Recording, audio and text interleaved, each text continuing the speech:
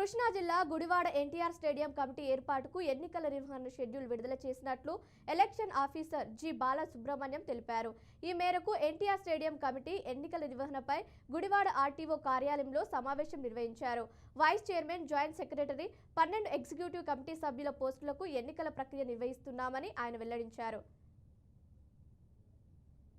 గుడివాడ పట్టణంలో గల NTR stadium committee గురించి మీ అందరికీ కూడా తెలిసిందే.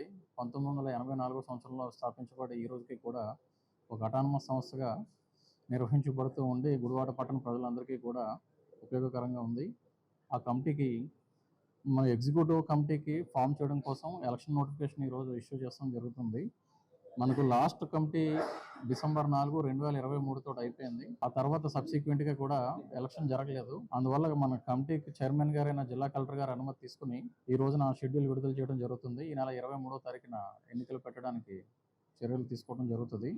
మనకి ఇందులో vice chairman post 1, joint secretary post 1, executive committee members 12 మందిని ఎన్నికల్లో వారు ఎన్నుకుంటారో, ఎవరైతే మెంబర్స్ ఉన్నారో Gudivada NTR stadium committee members అందరూ కూడా వారందరికీ కూడా ఓటు హక్కు ఉంటుంది. వారందరూ కూడా ఈ వైస్ చైర్మన్, జాయింట్ సెక్రటరీ అలాగే ఎగ్జిక్యూటివ్ కమిటీ మెంబర్స్ని కూడా ఎన్నుకుంటారు.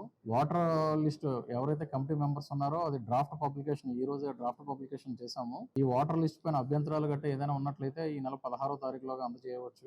Final publication of voter list ఒకవేళ అభ్యంతరాలు గట్రా ఏమైనా వచ్చినా రాకపోయినా కానీ అవన్నీ కూడా పరిశీలించి 18వ తారీఖున ఫైనల్ వాటర్ లిస్ట్ పబ్లికేషన్ చేస్తాము. ఎలక్షన్ యొక్క నోటీసు ఈ నెల 19వ తారీఖున జారీ చేయడం జరుగుతుంది. నామినేషన్ పేపర్స్ 22వ తారీఖున ఇవ్వడం జరుగుతుంది. ఎవరైతే నామినేషన్ వేద్దాం అనుకుంటారో వారందరూ కూడా ఈ నెల 23వ తారీఖున శనివారం మీటింగ్ హాల్లో ఎన్టీఆర్ స్టేడియంలో గల మీటింగ్ హాల్ నందు ఉదయం 9 గంటల నుంచి మధ్యాహ్నం 12 గంటల వరకు కూడా నామినేషన్ వాళ్ళు వేయొచ్చు. గుడివాడ పట్టణంలో గల ఎన్టీఆర్ స్టేడియం కమిటీ